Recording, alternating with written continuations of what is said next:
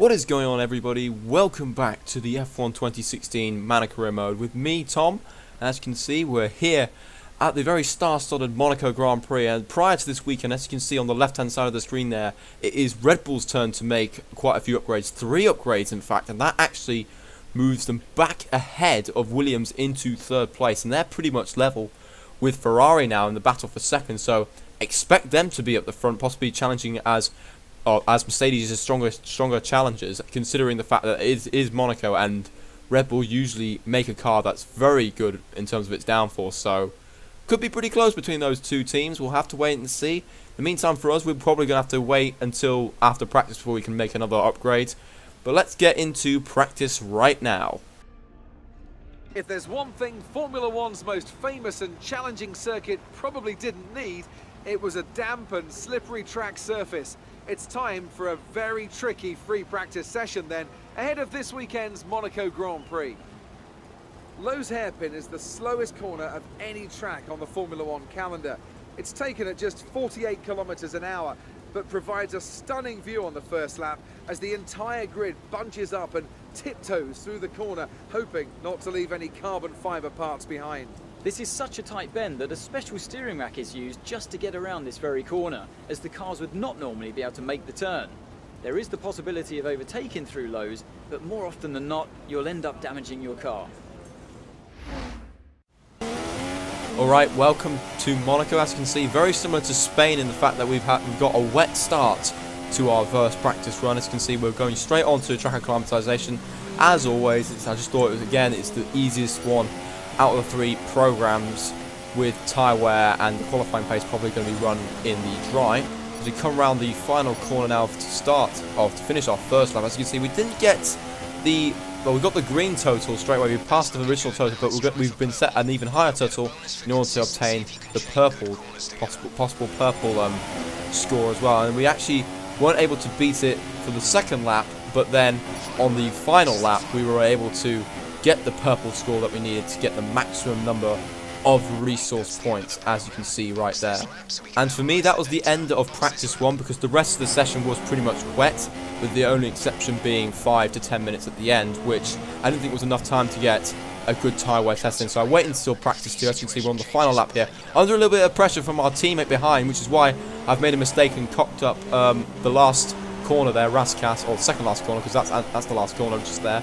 But as you see on the tyre web, we're struggling a little bit more than what we were in Spain and Russia, only able to obtain the minimum score required to get resource points there, so a bit disappointing, but to be honest, I wasn't surprised considering I am not a big fan around Monaco. This is probably one of my worst circuits on the actual F1 calendar itself.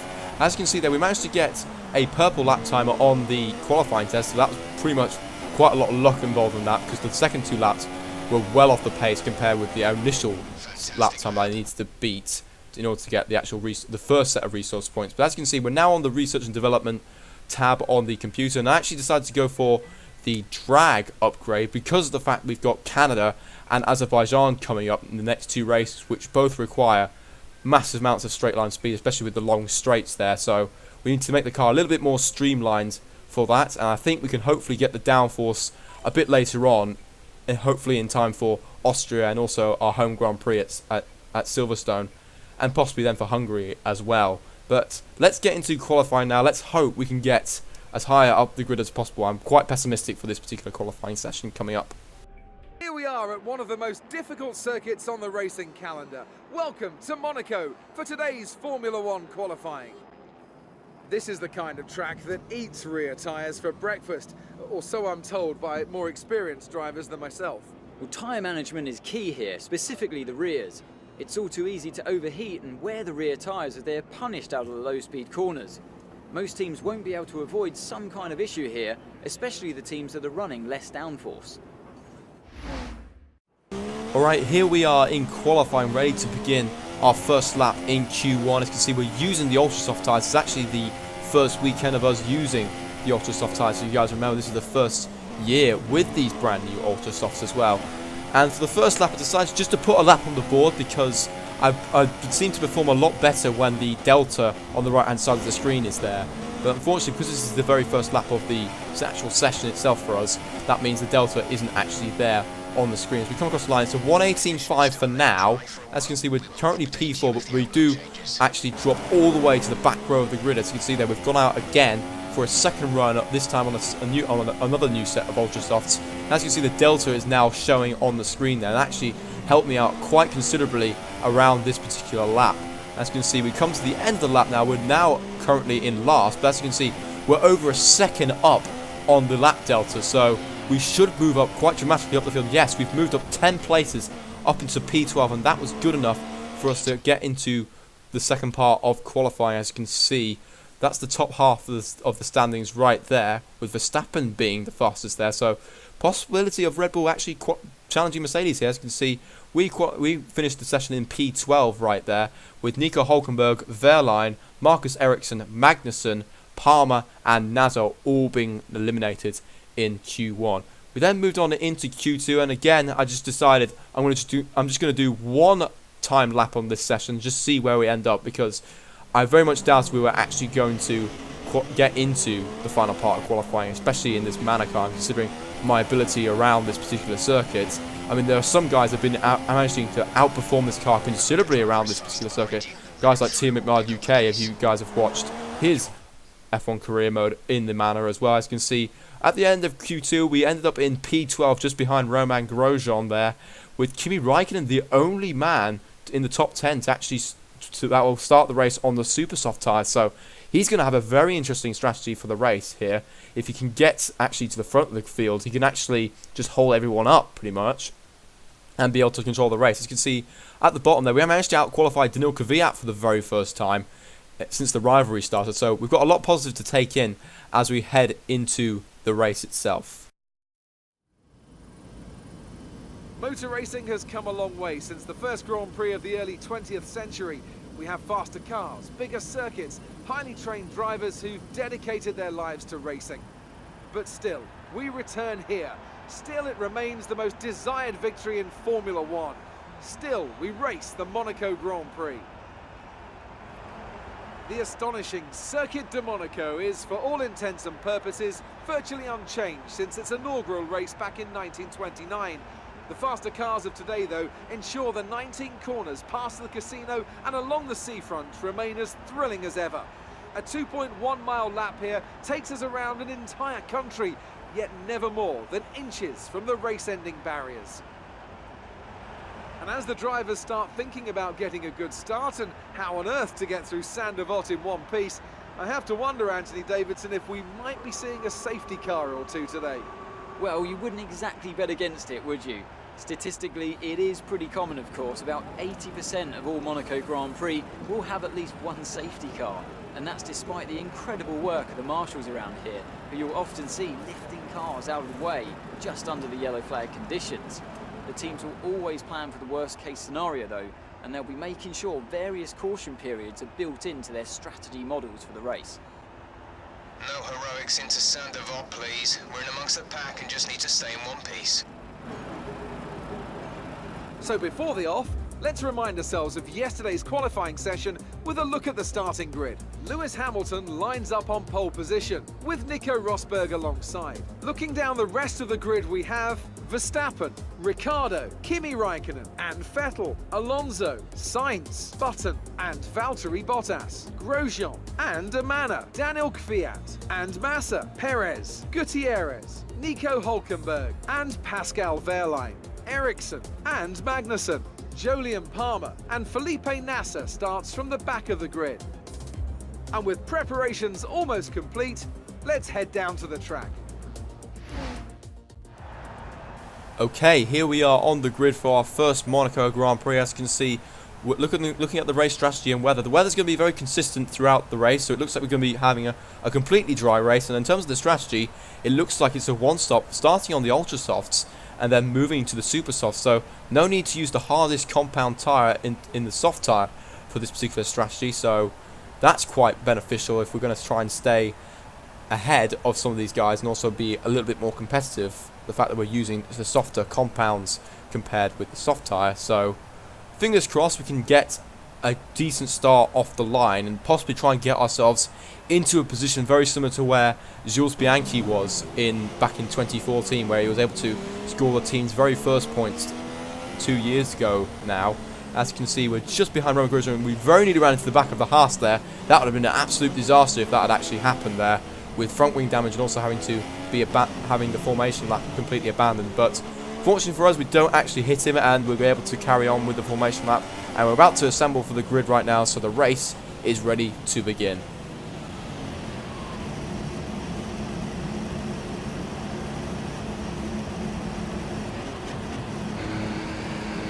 The rest of the grid is forming up. Be patient and watch for the lights.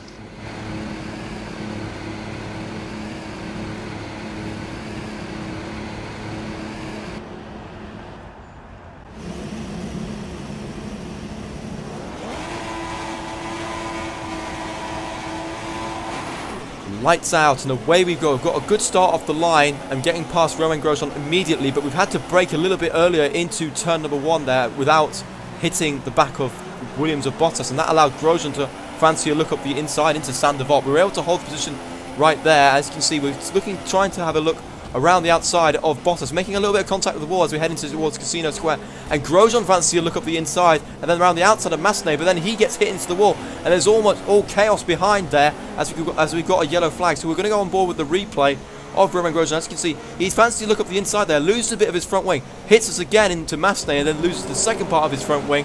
So it looks like he's going to have to make an early pit stop there. But he causes all sorts of problems behind. As you can see, yeah, Massa gets spun around in front of my teammate there. So we've got pretty much a chock-a-block traffic jam here in Monaco. So we could see a safety car here. As you can see, Massa pretty much reversing into the way of our teammate Wehrlein. So he's been held up a considerable amount there. And actually we end up with a virtual safety car rather than an actual safety car. So bit of a compromise actually there. As you can see, struggling to get around the Lowe's hairpin. I kind of messed up the entry point to that corner there and was holding up a couple of the guys behind, including Kvyat and also the 2 Force Indias, I think, behind us. But now we actually, towards the end of start of lap 2, as you can see, the virtual safety car is about to end. It wasn't a very long one, but we avoided any possible incidents later on in that particular lap. So fortunately for us, we're still in the race. We're now into P11 with Bottas just ahead of us. Nothing really happened up until lap 6, where Bottas, the guy that's in front of Bottas, and that's Jenson Button, has made his pit stop. It looks like he's on a 2-stop strategy. So in theory, I think we're going to be ahead of the McLaren as soon as everything sorts itself out, because the McLaren Honda, I think, is going to be in a massive amount of traffic when it really heads into the pits. And as you can see, we're now just behind Bottas. I think he's been set free now of the McLaren Honda. I think he can go a little bit faster along this circuit. As you can see, Sainz has now made a pit stop as well, and we're now up into P8 as we head into Saint-Devote to start lap number 8. As you can see here, there's a lot of cars that have already made on the 2-stopper strategy, but the majority of the front runners are on the 1-stopper. So really, we're not going to really gain much position as Bottas peels into the pits there. So he's on a 2-stopper as well.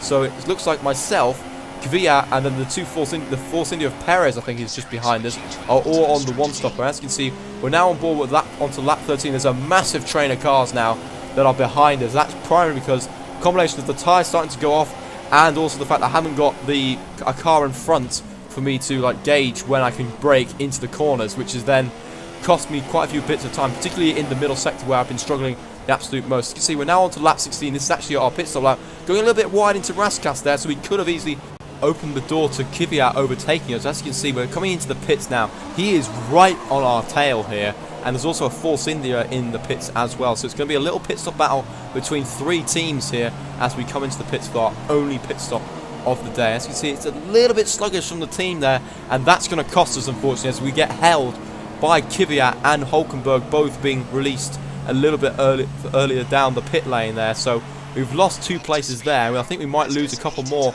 once everything sorts itself out and the rest of the guys make their pit stops. So the guys that haven't made their pit stops on the 1-stop strategy make the pit stops. As you can see, we're really getting to work straight away, trying to go up the inside of Nico Hulkenberg into Casino Square. It's quite a daring move, as you can see right there. We're going side by side as we head into Massenet. This is what caused all the incidents at the start, but we've hit the wall a couple of times there, and we're very fortunate not to have any front wing or wheel damage there. I think also Hulkenberg got a bit of contact, had a bit of contact with us as well.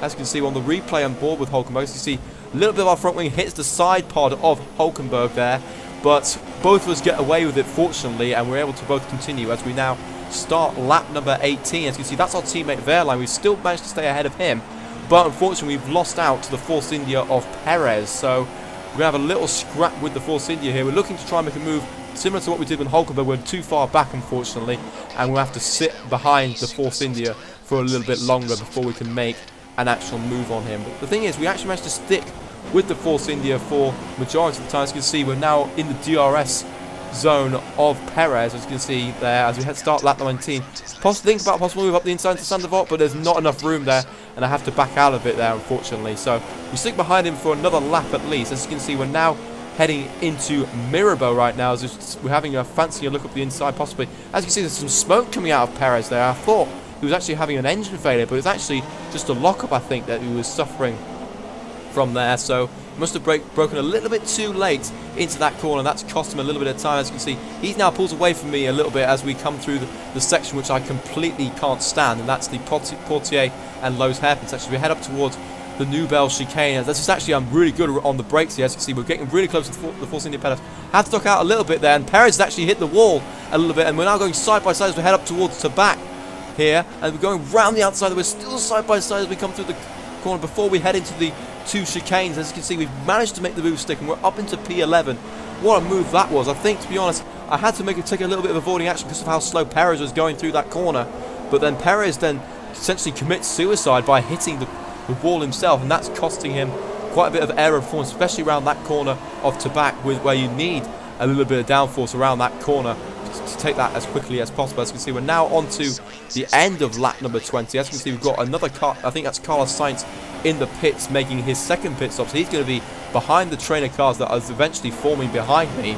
As you can see, we're now on to end of lap number 21. Another guy's made into the pits, and that was Bottas. So we're up into P9. We're actually into the position that Jules Bianchi managed to obtain in Monaco. So if we can hold on to this position, this would be a fantastic result for us. I think, to be honest, any sort of points around here would be fantastic. And to be honest, nothing happened until lap number 28, where we've got a yellow flag in play, and that's actually an incident from behind to one of the cars that was in the train that was forming behind us. And I'm actually going to go on board with that man. It's actually Esteban Gutierrez, and actually, as you see on the rear of the car, the right rear tyre actually has a puncture, and therefore he's costing himself, Bottas, and also Sainz behind him, who are both trying to make up time following their second pit stops there. As you can see, look how slow they're both, or him and Bottas, are going through the chicane section there. We've got yellow flags in play. I wouldn't be surprised if a possible safety car comes out here as we come through towards the Rascasse part of the section of the lap. Actually, as we come through Rascasse, actually Gutierrez actually stopped at Rascasse. He's actually parked up at Rascasse, which is, I have no idea what's happening there. He causes quite a lot, another queue here. So both Haas drivers causing massive traffic jams here, or causing some form of traffic jam, or leading to a traffic jam. As you can see now, we're on board with a Sauber. I think this is Marcus Ericsson, and that's actually Gutierrez there is a complete ghost there. So I think he's either disqualified or they're trying to replace him back on the track there. But as you can see, we're back on board with us. There's another virtual safety car, and that was because of Gutierrez just completely blocking the road and essentially doing a Michael Schumacher and parking at Rascasse there.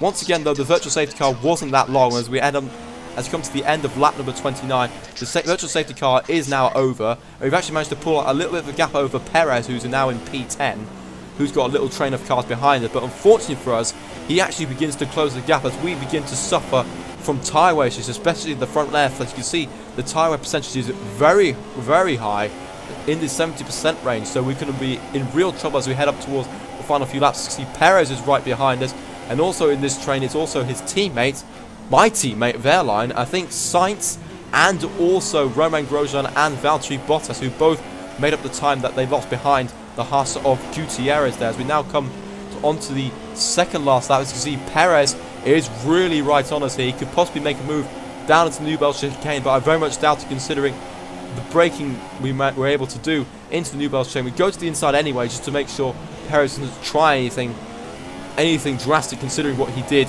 in 2013 in the McLaren, where he was able to overtake quite a few cars there, but also take out Kimi Raikkonen as well. As we come across the line for the race, we come home in 9th place. A fantastic result for us. Top job, my friend, top job.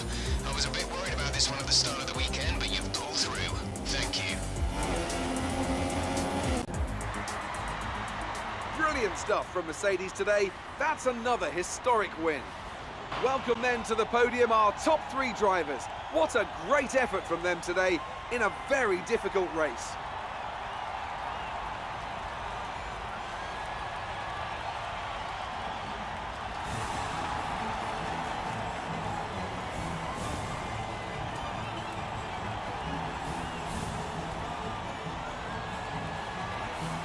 And after this round of the World Championship, here's how things look in the drivers' table. It's a good result for Lewis Hamilton, who moves further ahead at the top of the table. Moving on to the driver of the day then. Anthony Davidson, who would you go for? My driver of the day, Crofty, was Danny Kvyat. Look at where he finished compared to where he started. That's a great effort. On to the constructors then. Mercedes have extended their lead at the top of the standings. There was also a strong showing from the McLaren team today as they make their way up the standings. It was great having you with us for this weekend. I hope you enjoyed it as much as we did. Until next time though, goodbye.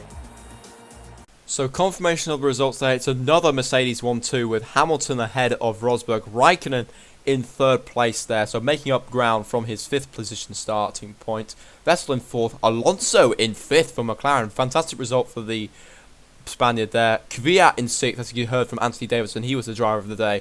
The 2 Red Bulls down in 7th and 8th, a bit of disappointing showing from them considering what their pace and the fact that they'd upgraded the car. The fact that they had an extra pit stop was a little bit dumb in my opinion. Ourselves in 9th, and then Perez taking the final points in 10th place there. As you can see, Gutierrez actually managed to finish the race there, so it must have been a car placing issue that the game was having, where it was ghosting him rather than putting him back on the track straight away there. So anyways, let's move on to the Drivers' Championship there. As you can see, Hamilton extends his lead out the championship. He's really asserting his authority now as Mercedes begin to show their dominance following a little blip in China and Russia there. Rosberg now beginning to show his strength as he moves up, as he maintains 3rd and starts closing the gap on Raikkonen.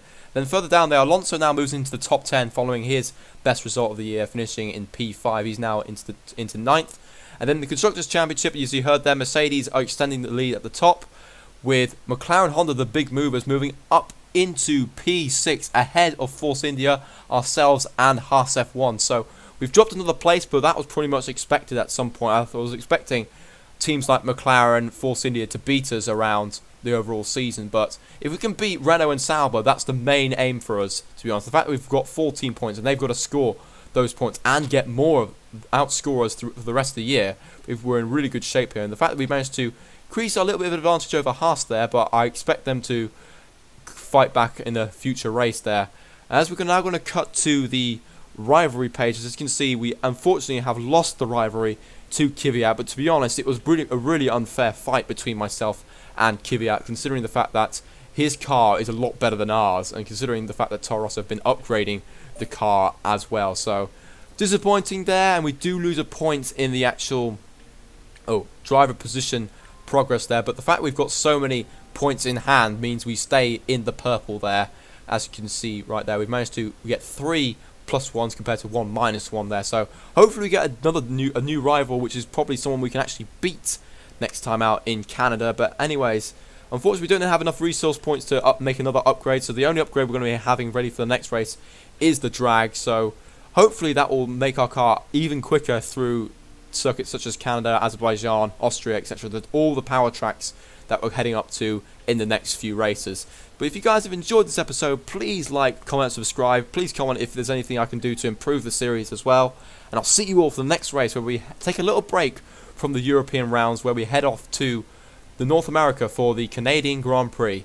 So until then, see you later.